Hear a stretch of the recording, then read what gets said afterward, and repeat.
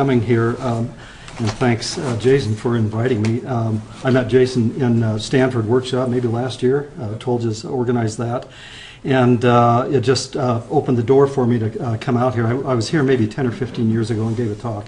But Boulder is what a fabulous town. It's much like Davis. CU is much like Davis too. 32,000, I think I read somewhere in there. Boulder minus the pepper spray. No, just kidding. Anyway, anyway, they're great college towns and great universities. Anyway, I'm thrilled to be here. Look, what I'm going to do, I'm going to give a brief overview of biodemography. That's what I do.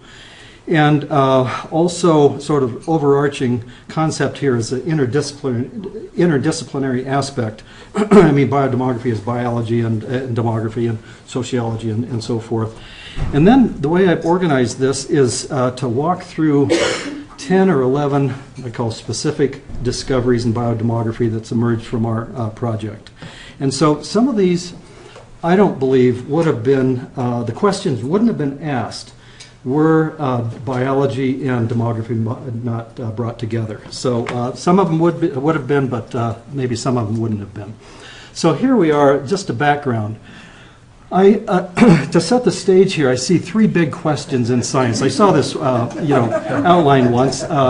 What's the nature and origin of the universe? Now there's a big one for you. But anyway, what's the nature and origin of life?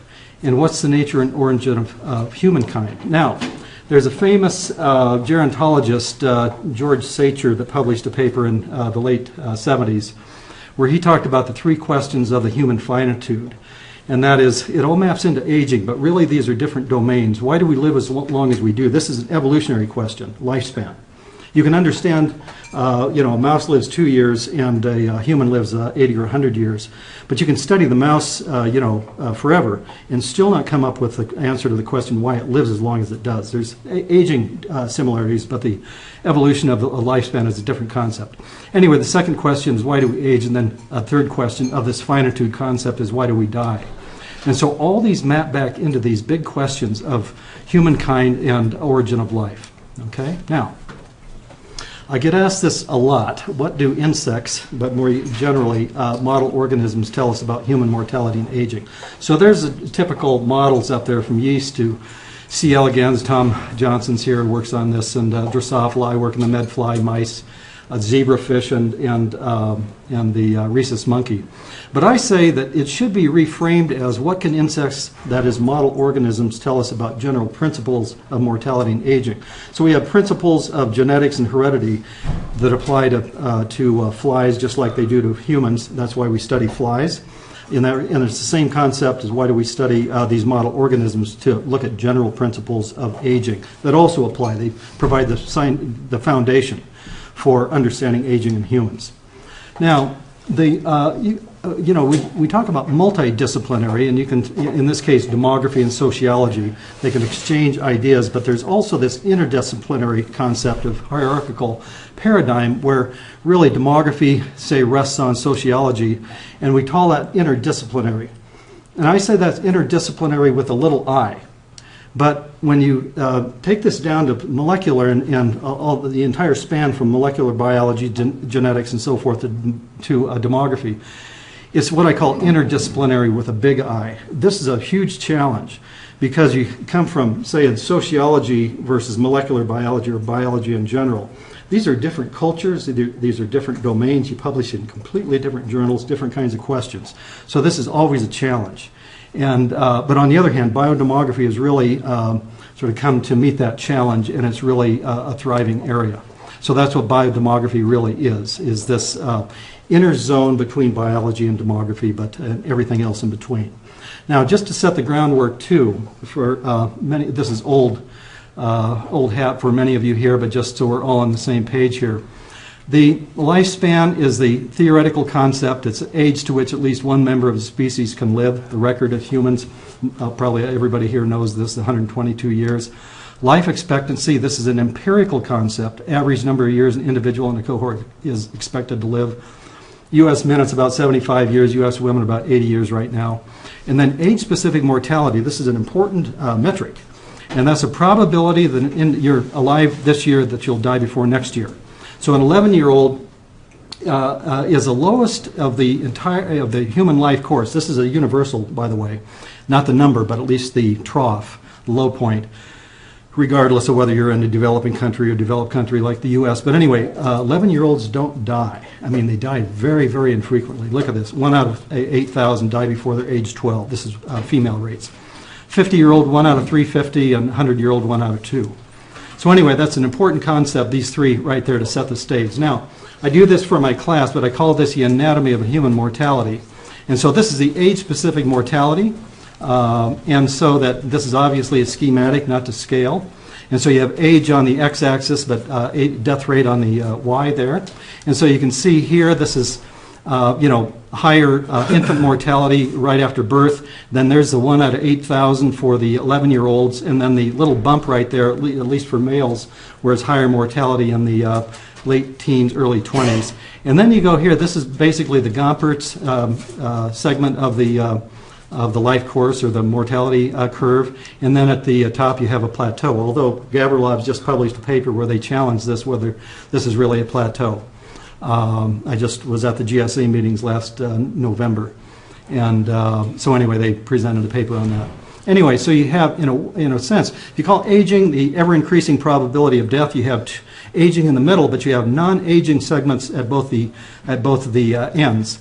And just for perspective, this is from Cor Christensen, a colleague of Tom Johnson and mine. But the idea of 92 is halfway to 100. I don't know if you know this. This might be one of your carryaways from this talk. But the mortality from 0 to 92 is exactly the same as mortality from 92 to 100. It gives you some idea of how hard it is to get to 100. It's hard enough to get to 92. So anyway, there it is. So that sets the stage. Now, I'm going to walk through these, what I call biodemographic discoveries.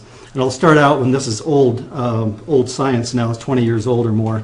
But it's what put us on the map and got us really going with this biodemography. And that is mortality slows at older ages.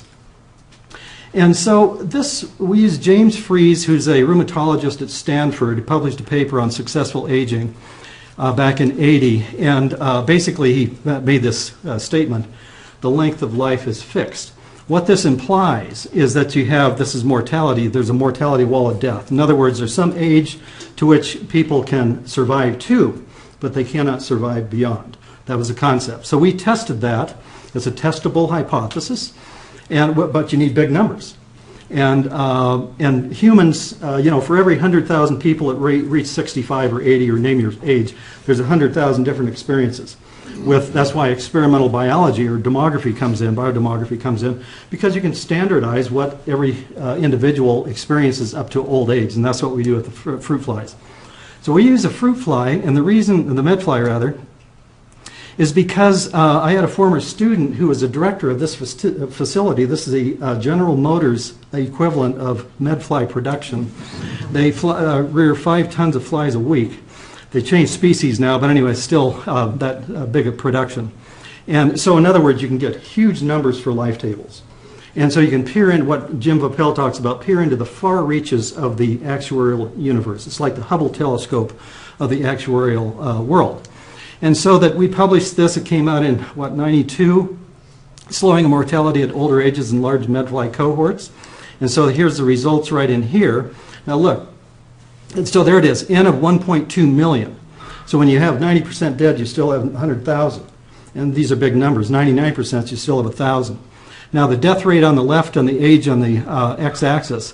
And if we had small numbers, this is what people see. This thing doesn't work on that screen, but that is laser pointed. But anyway, basically that it looked like it was just going straight through the ceiling, and that is that there's a wall of death. But when you have big numbers, then you have large enough numbers to measure this out to the extreme ages.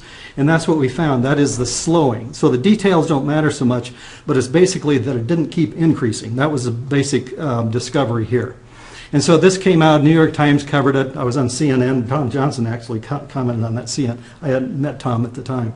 And they wrote up a little piece on News and Review and Science and so forth. Okay, discovery number 2. Females do not always live longer than males. This is, many people have thought and still think that this is a universal law of nature that women, that is females, live longer than men. By the way, women do across the world live longer than men, but I would argue it doesn't. It's not because of a universal principle. It's because of particulars of humans and so forth. But look, there's a gender gap historically. That is the difference between life expectancy of U.S. Men and women. And so back in the 40s, it was about 5-year advantage for women. It peaked about the 70, 79, somewhere in there, up to 7 or 8 years difference between life expectancy. And now it's converging back. It's around 5 years now, 75 versus 80. But once, look at this. I mean, so that with our fruit flies, people would ask, which one lives longer, females or males? And here's the problem, or the basically the science here. And that is, here's the medfly. So again, these are big numbers, 100,000. You have age-specific mortality on the left and age on the x-axis. And you see that males' mortality is higher than females when you have full diet. So the male is higher than females. You change the diet and you change the trajectory. Now females are higher mortality when they're young, but then you have a crossover at about 2 weeks and then they're lower. So anyway, there's that. And so then you sterilize them and feed them full diet or whatever, and now you get males, you get a completely different pattern. So that you cannot make this universal statement that males or females live longer. It's always conditional, it's context specific. So basically the conclusions, it's impossible to predict the sign and magnitude of the sex mortality differential in medflies, and more generally, the mortality response of males and females will always differ in identical environments. In other words, it's context specific. And I think this is more general than people would acknowledge. They're always looking for this, which lives longer, males or females. Okay, discovery number 3. Talked to Tom Johnson before I came out here, and I decided to put these in future therapy. Young replacement ovaries can rejuvenate older females. Now I came into this, where I'm headed here is we did transplants of young ovaries into old mice. I didn't know that this was viewed as really strange. There's a chapter in one of the books on aging called The Gland Grafters. If everybody read that Gland Grafters chapter. But anyway, this comes back, look at this. This is in the New York Times, 1920. Isn't that great? America was the first in gland grafting. Boy, that's a headline. Okay. Anyway, where are we here? So they operated upon himself, and so there it is. The development of senility can be retarded and longevity probably increased by hormones administered by gland implantation. Okay. So they were doing this back in the 20s and so around the world, actually, and France is where it started. Here's another one in 1927. So many of my patients explain the fear that there's monkey glands, so they were transplanting monkey glands, grafted onto their own lives, would likely become influenced by animal instincts. This is most preposterous absurdity. Yeah, right. Well, that's not true. There was a movie on that. And anyway, now, I don't know if you saw Ron Snyder, but anyway, it's hilarious. He's doing the mating dance with a goat there or something. But anyway, so there's one more thing I can assure you of today. When the time comes, I too intend to be grafted. And then, of course, you can go to the Kiwanis Club meeting. But anyway. So, but here's what we, oh yeah, there's a monkey gland cocktail as well. If you want to check out your bartenders here in Boulder and see if they know that drink.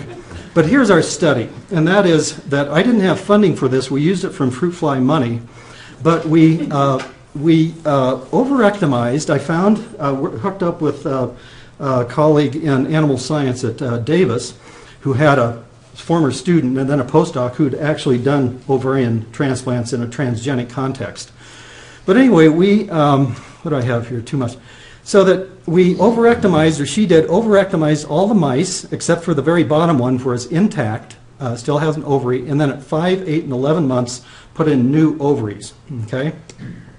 There's the operation, And see, what I couldn't understand is why people hadn't done this before. Now I know because of that. It's like they didn't want to be known as the mad scientists, I guess.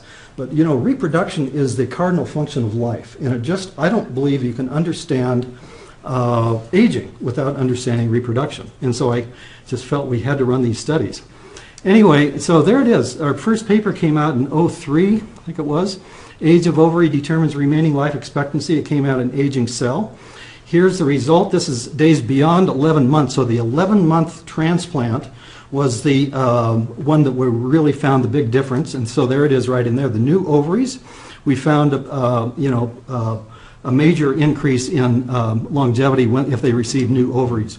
Here's another one. We repeated that a number of years later. And so that we had this between the one on the left there, the cycling, intact, sterile is what it means there. Anyway, then we had a 26% increase from between these two if they were not cycling but intact and so forth, okay? Then when we were doing these studies, this paper came out. It was a young woman entered menopause, entered early menopause after ovaries were removed. She was sick. They froze the ovaries, but then they reimplanted them, and she had her menstrual period. What struck us is that they were focusing on the cycling and the menstrual period and fertility and so forth, but what we thought they didn't realize that this would also increase her longevity. Anyway, we published this. Also, notice this paper, we have cardioprotective influence, so we had 4 papers that come out of this. Age of ovary determines remaining expectation of life. We did the same thing again, same result. Status influences weight gain, and also this cardioprotective influence of post-reproductive age mice from ovaries. Okay, this Methuselah Prize, Tom Johnson here is on the board of this, and it turns out that this is a big X Prize if you know these. The X Prize, if you can, like man-powered airplane, you've certain criteria for getting the X Prize. Here it's criteria, one for rearing a mouse that exceeds the oldest mouse ever to live, which is about 5 years, or else rejuvenate a mouse at older ages.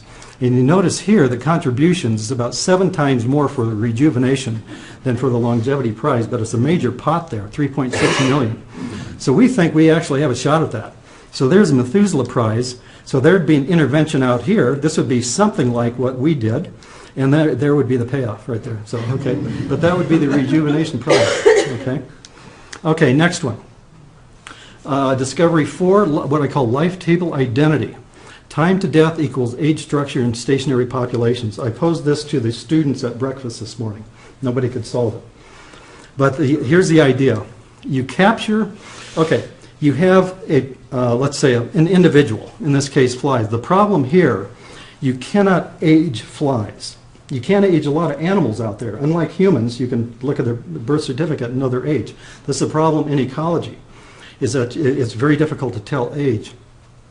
So you have a birth of a fly out there, it emerges from its pupae, and then it kind of does its thing, and then you capture it, okay? And then it dies, and so you know this segment right in there, from the point of capture until, the length of that segment from the point of capture until death. Now the question, what information does that give you? Can mortality patterns observed in this captive segment be used to estimate life table properties of a wild population, okay? So you don't know if that captive segment is, if they died 1 week, you don't know if that's a 100-day-old fly that died in 1 week after capture, or a 1-day-old fly that died 1 week after capture. You don't know that. So what information can you get from that? Okay.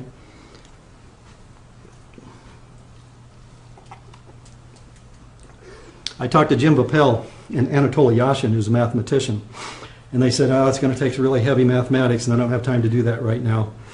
But anyway, I gnawed away at this, and I found the solution.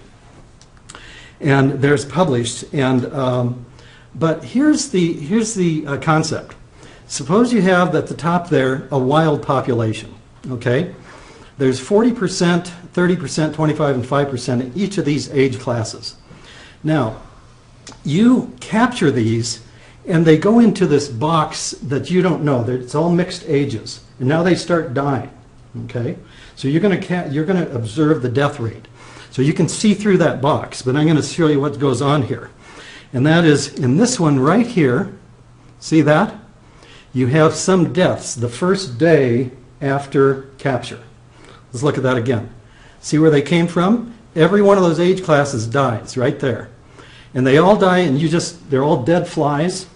And there they are. Okay, we have that number the first day after capture. Now we're going to go the next day, and come on, there we go.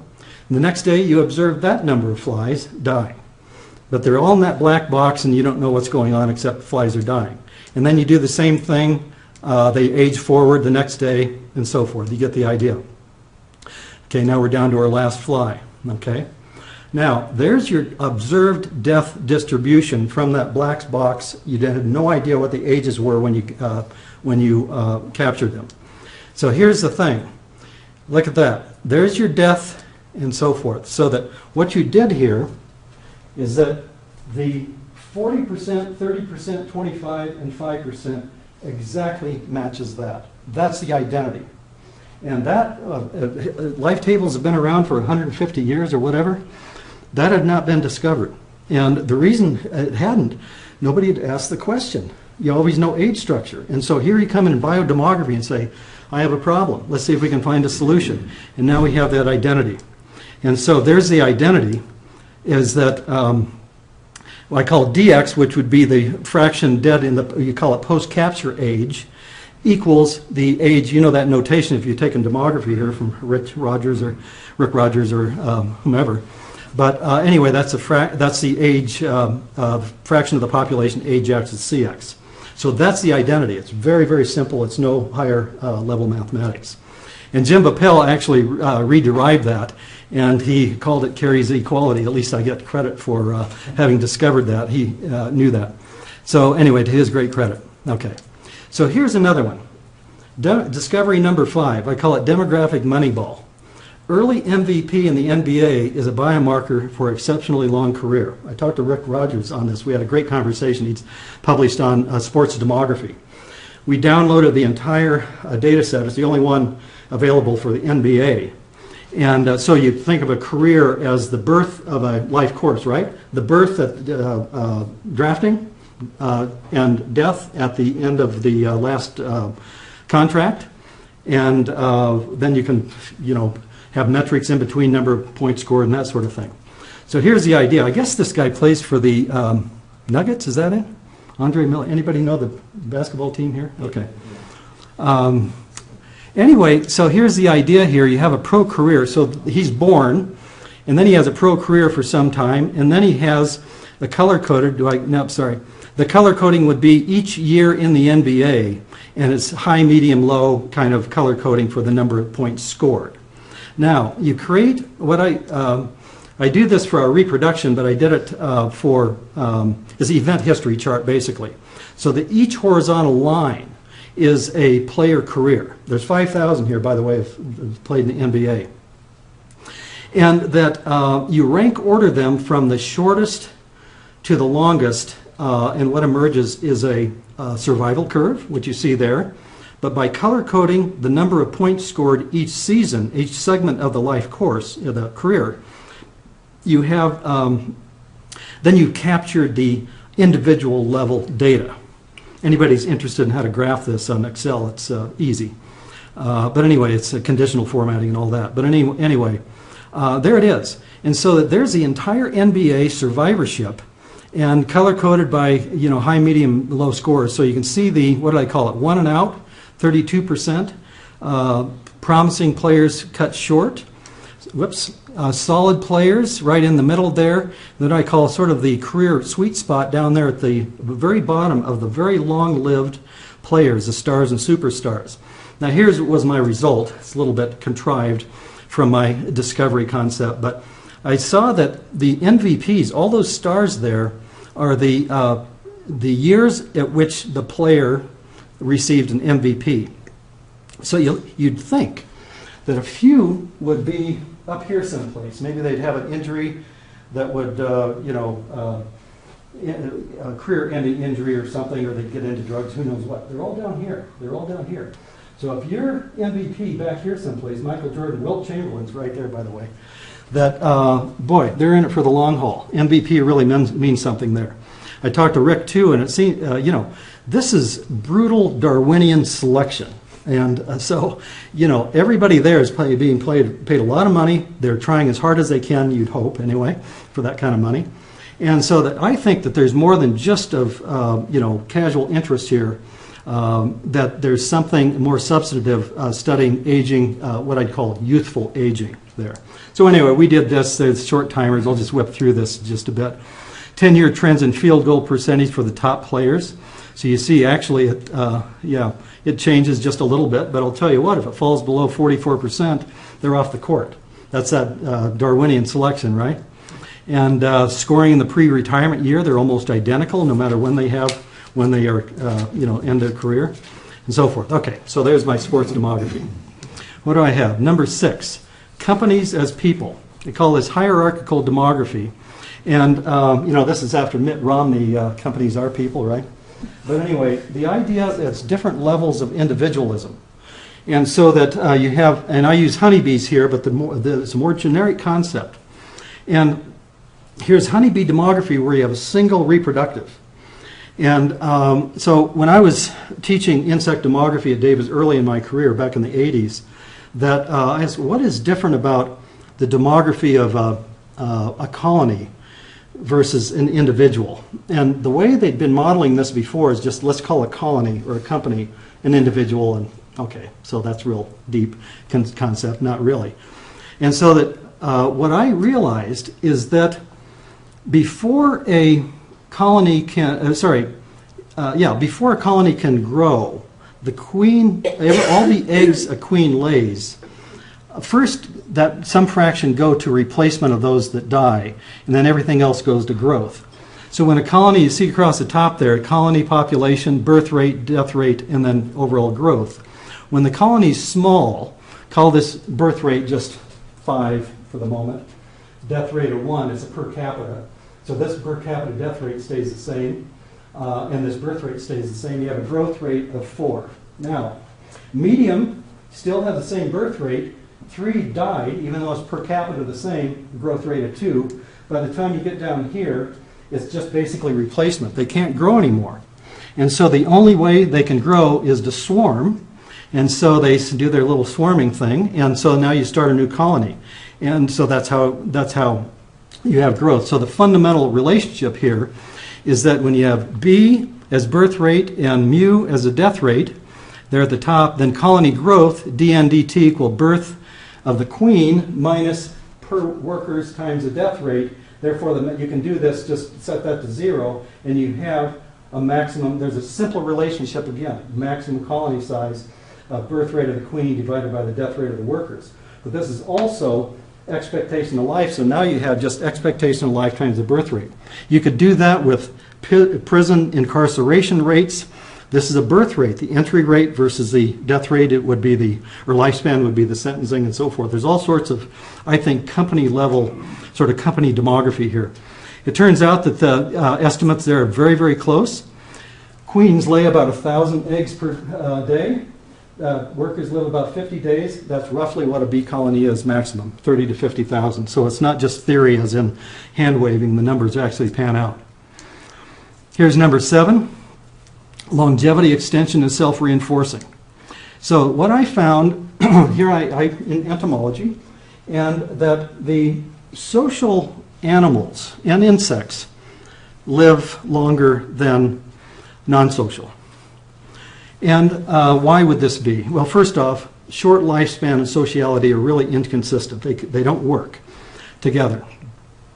But you have as an evolution of sociality, you start out with solitary, and here it's sort of intermediate, but the point is you have single females depositing an egg on top of, say, a caterpillar that they stuff in a cell here. Then the next level here, emergence of parental care, and the females are feeding their young just like little birds here. Okay? Now, the point here in this whole evolution, there's 13 different stages that have been characterized in the evolution of wasps in the literature, is that the life of the females are prolonged to overlap with the offspring. These just die, the offspring emerge and they never overlap the generations. But at some point here, you have the mothers alive with the offspring. And there you have incipient sociality. Now you set the stage. You set the stage for, evolving greater sociality, which in turn evolves conditions which promote greater survivorship, which in turn create conditions for greater sociality and so forth. So you get a self-perpetuating system. Main point, as I said, extended longevity is a precondition for the evolution of incipient sociality. Sociality in turn creates conditions for the evolution of further extensions in longevity. So in other words, it's mutually reinforcing. Okay? That's how you get for ant queens that live 25 years. Okay, now, using that theory, this is another thing that's emerged from the biodemography, is that a postdoc, Deborah Judge, and I published a paper called it Lifespan Extension in Humans is Self-Reinforcing. It came out in PDR in, when was that? Anyway, 2001, I think. And anyway, the idea here is that you start someplace, increased child survival. So once you have increased numbers of children, then you don't need 10 kids to run the farm or whatever. You can reduce it to 8. Anyway, once you have a greater survivorship. Reduced numbers sought. This then means you have healthier parents. You know, for a woman to have 10 and 12 kids, by the way, they lose their teeth. This is one child, one tooth. This is a German saying. I mean, this is really demanding. And it's not a surprise to anybody, I'm sure. But I mean, to have 10 kids or 12 kids versus 1 or 2 kids, it's a huge difference here. So once you reduce the number of kids you have, then the parents are healthier, the women in particular, and the grandparents as well. Then this leads, because they're healthier, they have healthier children, but healthier children can, feed back to the healthier, longer-lived parents and grandparents, and then you repeat. So that's the cycle, basically, is that the concept, anyway, of self-reinforcing longevity extension in humans. When we were writing this paper came out on the idea of healthy, the countries that were richest had the best health. That's no surprise in some level. But they pointed out that the arrow also goes in the other direction. That is, they're healthy because they're productive. You can be productive if you're healthy and so forth. That feeds back. You're healthy because you're healthy because you're rich because you're healthy, and you're healthy because you're rich. That sort of thing. So anyway, it increases productivity, teaching and learning and education when you have your health, and investment in physical capital. That's the idea here. So the long life expectancy may be the fundamental force that creates a demand for education and encourages the domestic savings that is a key determinant of economic health. This is Bloom and Kenning. Okay. Number 8, some cavemen were predictably very long-lived. Okay. I sort of made this up for this talk, but I mean at least that. But anyway, so look, we did this paper, wrote this paper also, Deborah Judge, a postdoc, post-reproductive life predicted by primate patterns. The long and short, so the question, what is the evolved lifespan of humans if they were considered simply as the primate species with given body and brain mass? So we did a regression. Details don't matter so much here, but it's, what is it, lifespan? These are observed lifespans of extant primates, right? And lifespan on one axis on the Y and body size on the other. And we did the same thing with brain size. It has to be brain corrected. But anyway, you get this regression. And it turns out that humans predicted lifespan would be 72 to 91 years. So here, on the left, you see predicted lifespan. And on the x-axis, you have, evolutionary time, basically, a million years ago. Clear to the left, this is the chimpanzee. We know how long they live, 45, 50 years, somewhere in there. Use Australopithecus and Homo habilis and so forth through there based on their body size and brain size. And then we know what, anyway, then we have humans, 72 to 91 years. That's a predicted.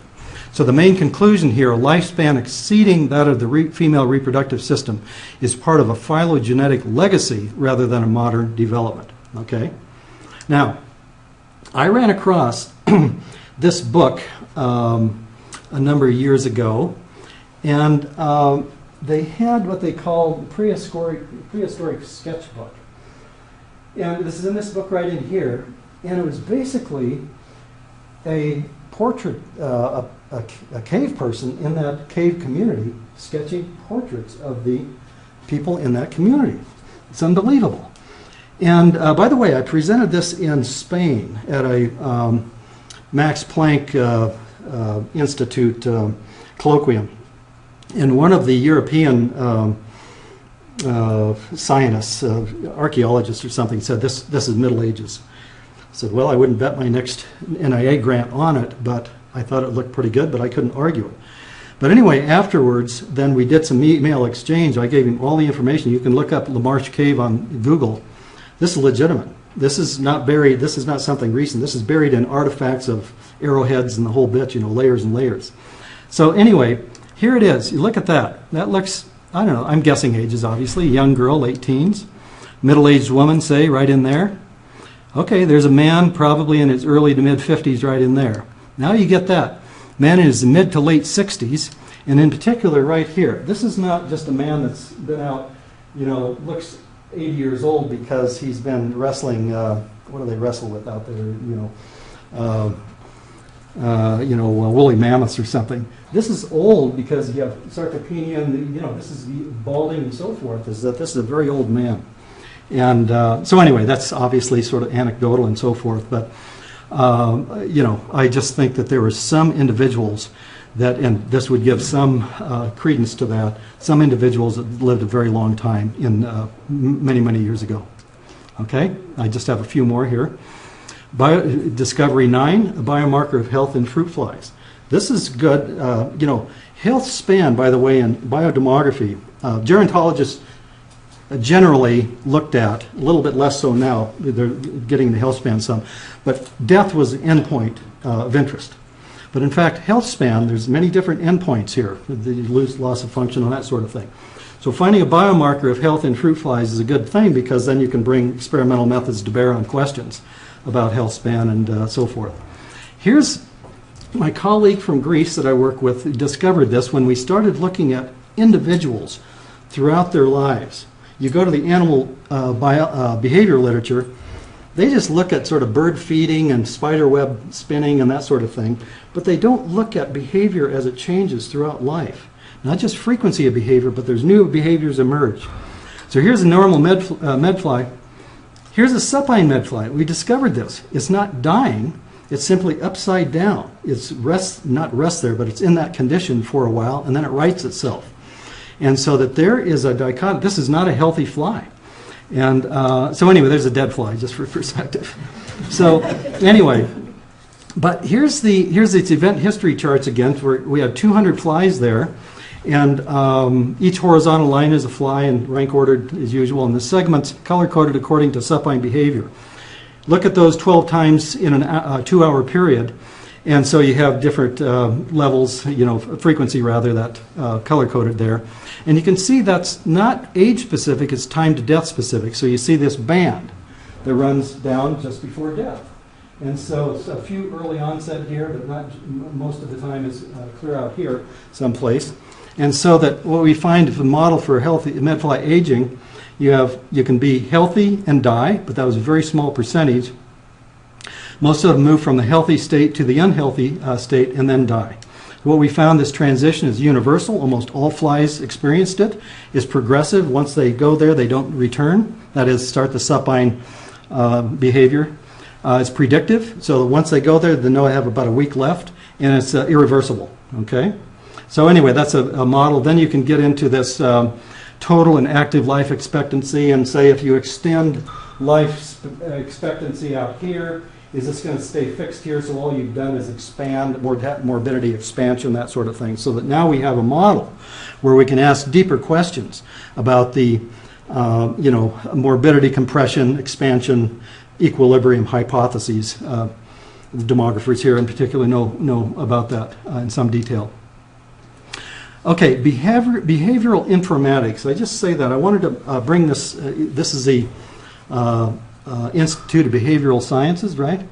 And so we wanted to talk about behavior just a bit.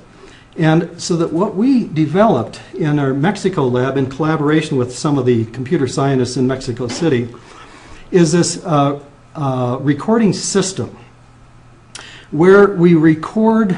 So this is a grid of 9 flies. You have the cameras right there, and every fifth of a second it's recording what they're doing and where they are in X, Y, Z space, 3D space, and also the stream of behavior. And here's the fly. Here's one of the cages. It's through the computer screen. So there's a fly over there. Here's food and water, something like that. And so anyway, you get this incredible printout.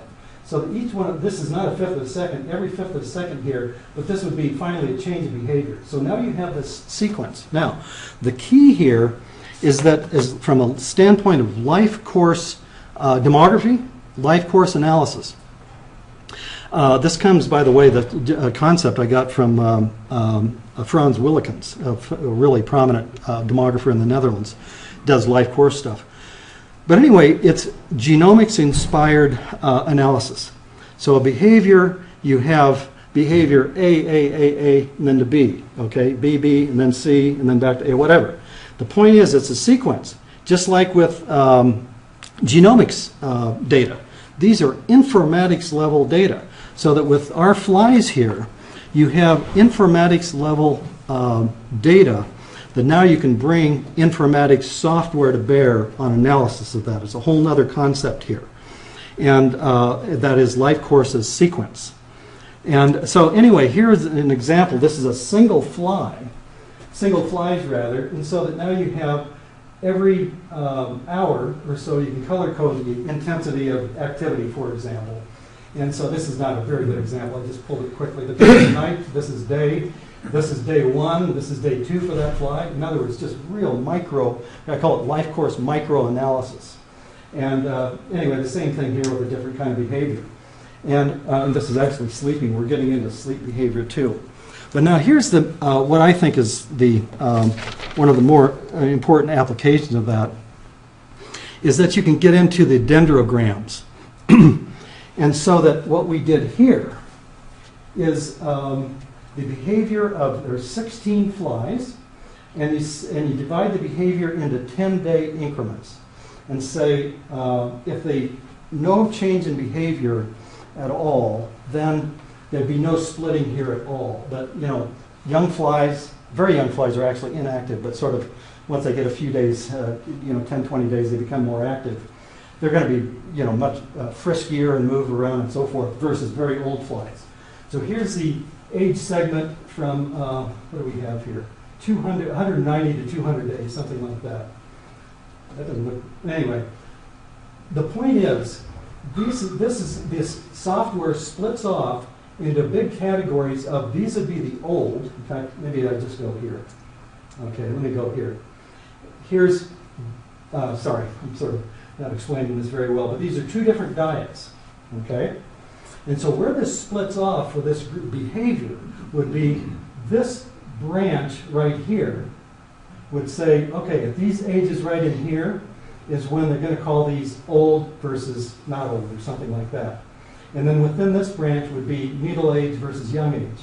But what I'm showing here is that, first off, just based on this microanalysis of the behavior, you can bring this analysis to bear on that and break out how the ages would, how the behaviors would break out according to the analysis, for there. But here you can see that middle age, now let me just go to here. Old age is at a completely different age than where they split it off here based on the diet. Okay, I have some work to do on explaining that. But anyway, the point is that once you begin, having these kinds of informatics level data, you can do completely, new kind of qualitatively different kind of analysis for life course analysis. Okay, we'll have to work on that. So anyway, I like this quote too. Carl Woese at the University of Illinois. Science is impelled by both technical advances and guiding visions. Without the former, the roads are blocked, but without the latter, there are no roads.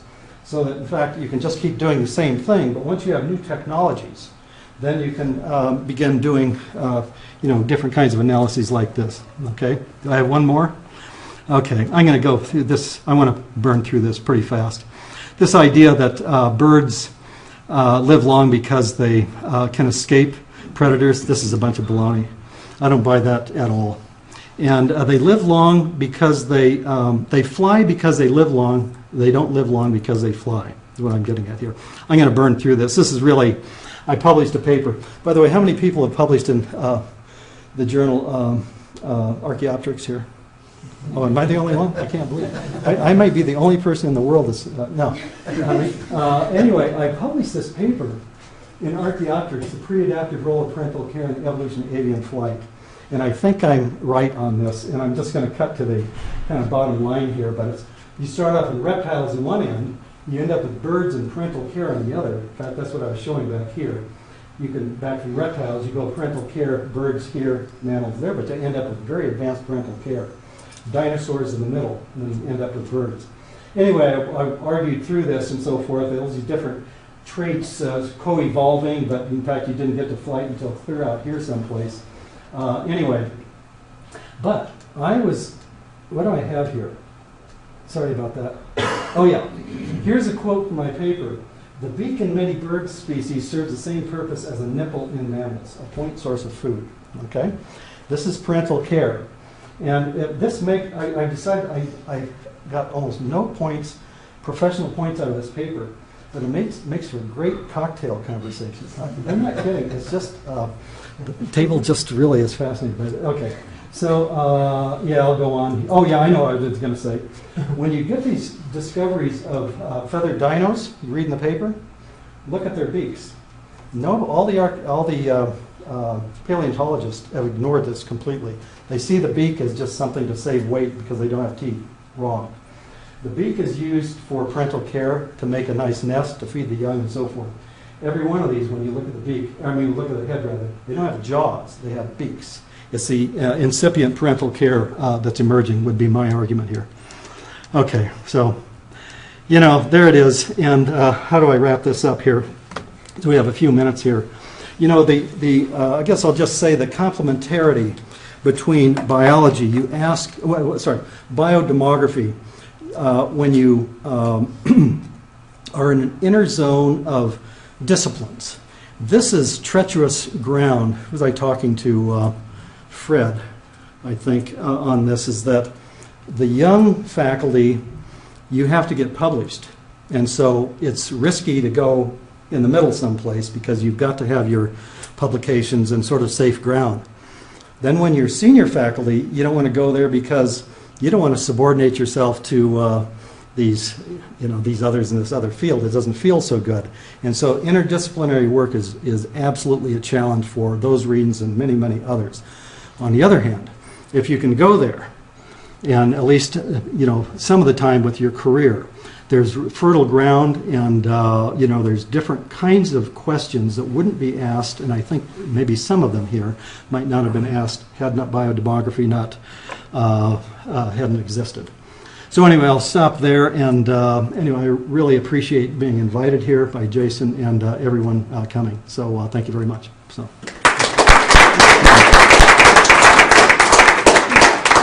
We have about 10 minutes for questions. Just open up to anybody who has any questions for Jim.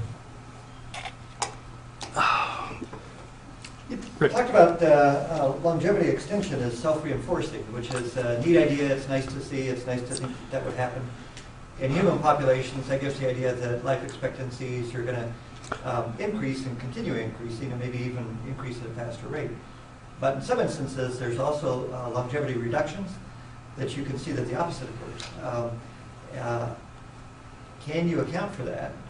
You mean obesity, for example? Yeah, obesity would be the easiest one.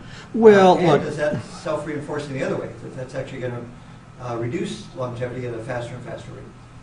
Well, look, you would know this even more than I would. Any given point in evolution or in real time and so forth, there's all these things swirling in different directions and so forth. So when you get into self-reinforcing, this is sort of a grand, sort of a macro level, and say that if those, it's like any model, if those assumptions were correct, then that's the direction you go. But then you get into the nitty-gritty and get into the weeds, so to speak, like you're saying, and of course you're going to have countervailing forces and so forth. Obesity would be one. And so, sure, I mean, if you break out in war in some country, clearly that's going to have a major effect as well. But I think that self-reinforcing concept, what I'd like to do, I've thought about another paper on this, is that I think at the individual level, these concepts may apply. And so that sort of as a health, I see this successful aging as, you have the ingredients. That is, you read about and we talk about sort of eat right and exercise and those sort of things. I think I see those as ingredients for health. But if you don't have a recipe for that, you don't bake the cake of fitness, so to speak. And there's even an overarching concept there. What did I call that? But anyway, it's sort of the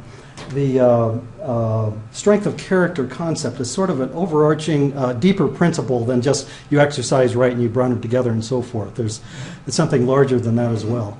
So anyway, yeah. So anyway, you get back to the obesity or any of these things, sure, that's going to cut the other direction, yeah. So, Tom. So out of the 12 things, I think about 8 of them were new to me. But the one of them that really I find fascinating was the lack of evidence for trade-offs in basketball players.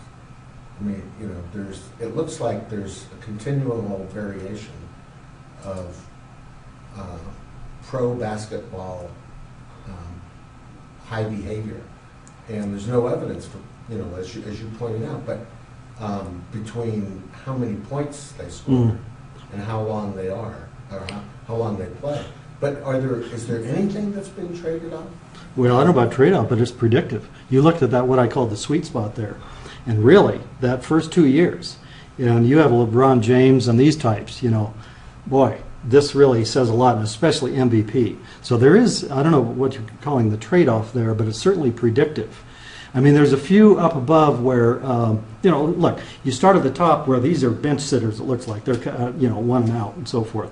But you go down all the way to that bottom for the long-lived ones. And they really, early in their career, they were scoring big time.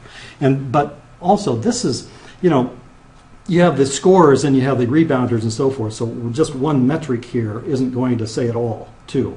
And so you could do the same thing with rebounds, with assists, and so on and so forth, So, but anyway, getting back to sort of the deeper question, though, is that I think that these data, these are, I was talking to Rick about this, is there any other place of life where they don't record, they have the metrics like sports? I mean, every minute on the court, they're writing down what they're doing and so forth. And so this is a deep source of data for analysis that I think could be used in a way other than just for, what do they call this, fantasy sports, that sort of thing. Yeah. Yeah. I actually had an undergrad student in a stats class I taught doing analysis, something like this. He said the dependent variable was salary instead of longevity in the league. And it turns out the only thing that's positive of the big basketball stats that is predictive of salary is points scored. Points scored, to a degree, everything else is either nothing or negative. Mm-hmm. Assists have negative value for your for your payment, for instance. And then there's the weird outliers like Shaq that year was getting paid $20 million a year to play for the Cavaliers and like 8 points a game. But anyway, but to the degree that salary reflects what is valued by their employers, which will tend to perpetuate you in the league, right. you might have captured most of the variation right there. It could be, but you have a superstar like Michael Jordan was playing. They'll keep him on the court, or kept him on the court for a long time after when he probably should have been on the bench, just because the fans were coming to see him, that sort of thing, I suppose. I wish we could have merged jersey sales with that data set, and then I think we would have really gotten some traction. Yeah, sure. So you've said some really interesting things about general principles about longevity and aging and lifespan. Mm-hmm. I'm wondering, do biologists know where to set the boundaries? Like, does this apply to bacteria? Is it literally all life, or where do we know points of comparison between honeybees and humans, and where do we know that that's not going to work to compare species? No, that's a great question. I mean, look, Tom is really in a good position for this to answer that too. But I mean, you don't ask heart attack questions of insects, for example, but you ask questions about heredity. You ask questions about development or yeast and the biochemistry of protein synthesis, that sort of thing. So clearly, the proteins in yeast are much like, and so forth. So that it all has to be conditional. The kind of questions you use, the kind of model system you bring to bear is conditional on the question you're asking. And so that social behavior, there's real fundamental principles of dominance. In fact, I'm reviewing something for NIA right now where they're going to have an RFP on this. But anyway, there's general principles. It doesn't have to be, primates where you're asking this. Dominance applies to flies as well as mice and all the way up. And so this is a general principle of behavior. But on the other hand, of social altruism and that sort of thing, you wouldn't ask that kind of question using fly system. So, it's always conditional, yeah. I mean, it's probably a remarkably simple question. It shows my lack of training in this particular area, but I'm just struck by the very obvious point when you showed the development of sort of evolutionary development of human beings, the increasing mean lifespan, but you also see what appears to be increasing variation. So what I was thinking about was, if you thought about species-specific sort of a real simple plot of variation in lifespan on the y-axis and variation in environment on the x-axis, what would you anticipate that functional form to be? And I'm thinking that it might be U-shaped rather than something linear. You're talking about and I don't know if lifespan. anyone's looked at that. You're talking about lifespan or life expectancy? Life expectancy, sorry. Oh, life expectancy. Well, look, I mean, it's going to be all over the map.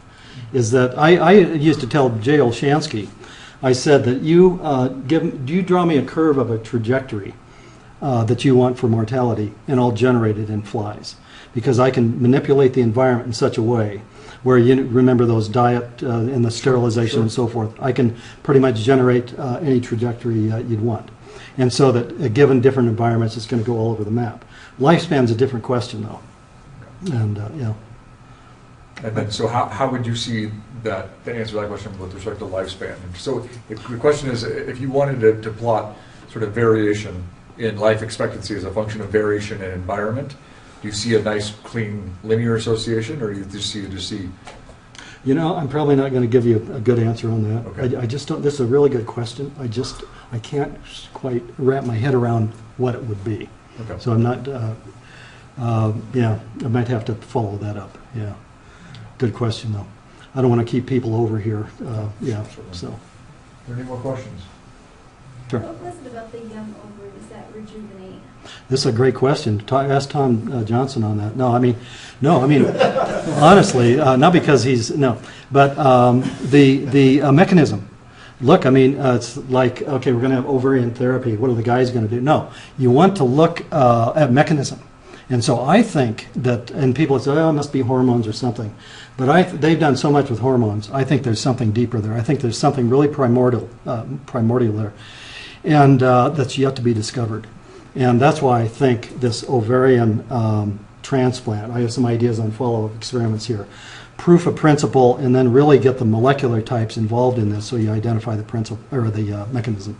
What about the number of eggs that are left in it? Like Well, I mean, but for future reproduction. no, I mean, sure, you have fresh ovaries, and now there's something about the ovaries but it's number of eggs, but then you say, okay, what signals are being elicited, what are the signals from this ovary full of eggs and so forth. And so that's the key here, to be able to identify that. But there's something important going on there. And yeah. Thank you very much. Okay, thanks very much.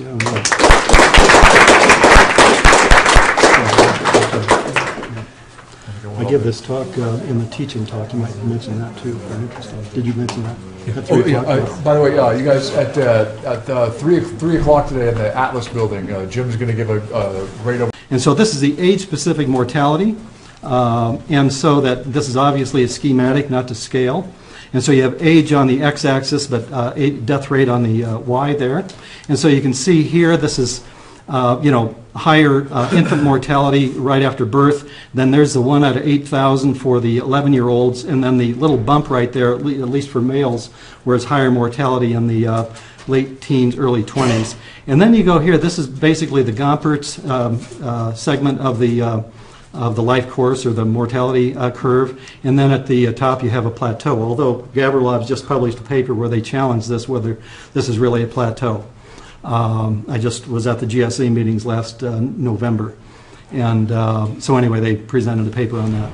Anyway, so you have, in a sense, if you call aging the ever-increasing probability of death, you have aging in the middle, but you have non-aging segments at both the ends. And just for perspective, this is from Cora Christensen, a colleague of Tom Johnson and mine. But the idea of 92 is halfway to 100. I don't know if you know this. This might be one of your carryaways from this talk. But the mortality from 0 to 92 is exactly the same as mortality from 92 to 100. It gives you some idea of how hard it is to get to 100. It's hard enough to get to 92. So anyway, there it is. So that sets the stage. Now, I'm going to walk through these, what I call biodemographic discoveries. And I'll start out when this is old science now. It's 20 years old or more. But it's what put us on the map and got us really going with this biodemography. And that is mortality slows at older ages. And so we use James Fries, who's a rheumatologist at Stanford. He published a paper on successful aging back in '80. And basically,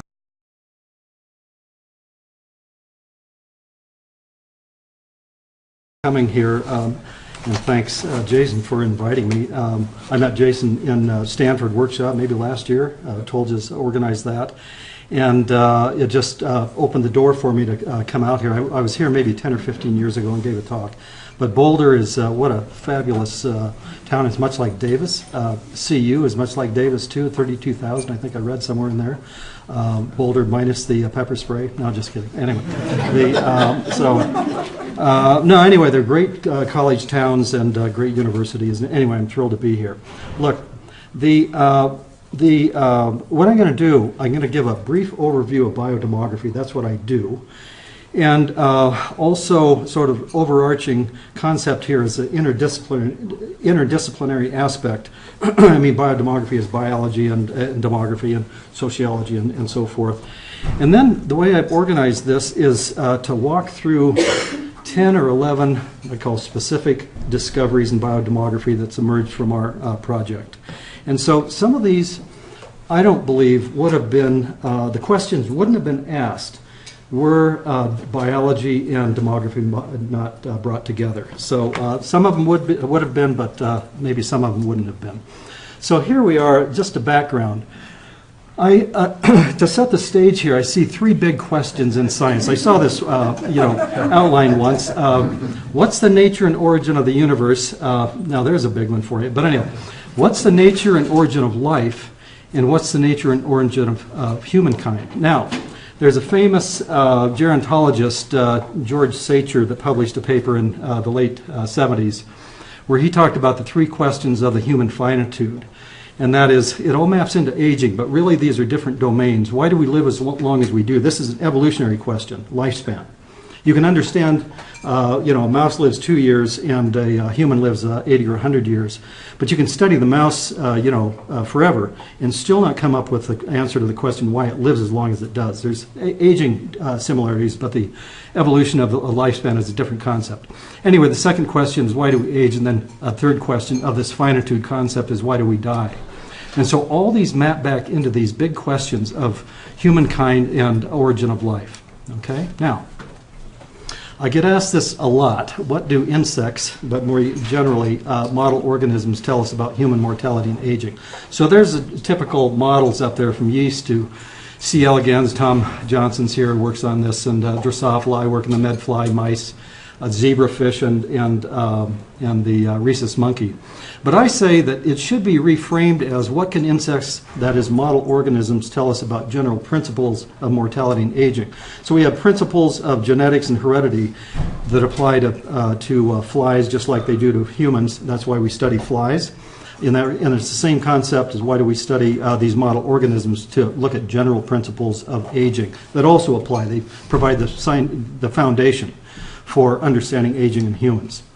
Now, we talk about multidisciplinary, and you can, in this case, demography and sociology, they can exchange ideas, but there's also this interdisciplinary concept of hierarchical paradigm where really demography, say, rests on sociology, and we call that interdisciplinary.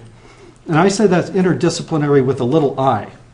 But when you take this down to molecular and all the entire span from molecular biology, genetics, and so forth to demography, it's what I call interdisciplinary with a big I. This is a huge challenge because you come from, say, in sociology versus molecular biology or biology in general.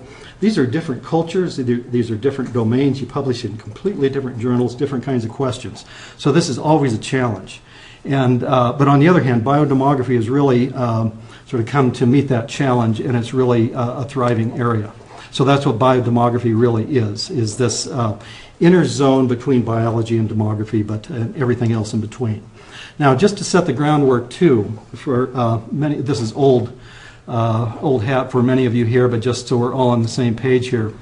The lifespan is the theoretical concept. It's age to which at least one member of the species can live. The record of humans, probably everybody here knows this, 122 years.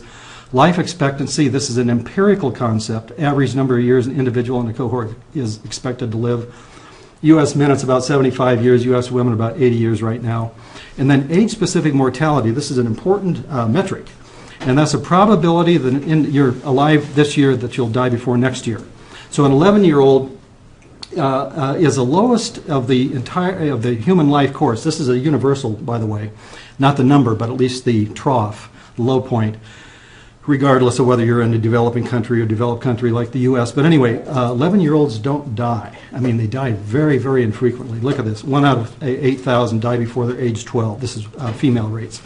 50-year-old, 1 out of 350, and 100-year-old, 1 out of 2.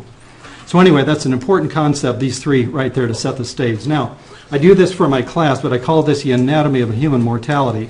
He made this statement, the length of life is fixed.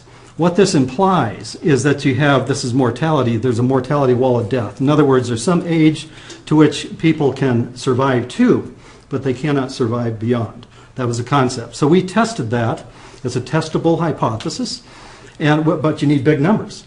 And humans, for every 100,000 people that reach 65 or 80 or name your age, there's 100,000 different experiences. That's why experimental biology or demography comes in, biodemography comes in, because you can standardize what every individual experiences up to old age, and that's what we do with the fruit flies. So we use a fruit fly, and the reason, the medfly rather, is because I had a former student who was a director of this facility. This is a General Motors equivalent of medfly production. They rear 5 tons of flies a week.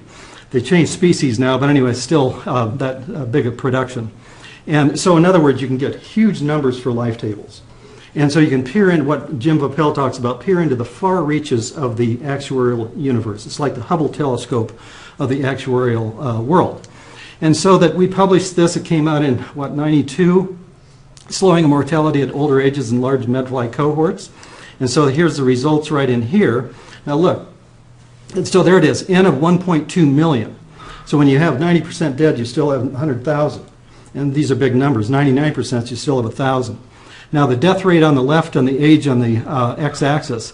And if we had small numbers, this is what people see. This thing doesn't work on that screen, but that is laser pointed. But anyway, basically that it looked like it was just going straight through the ceiling, and that is that there's a wall of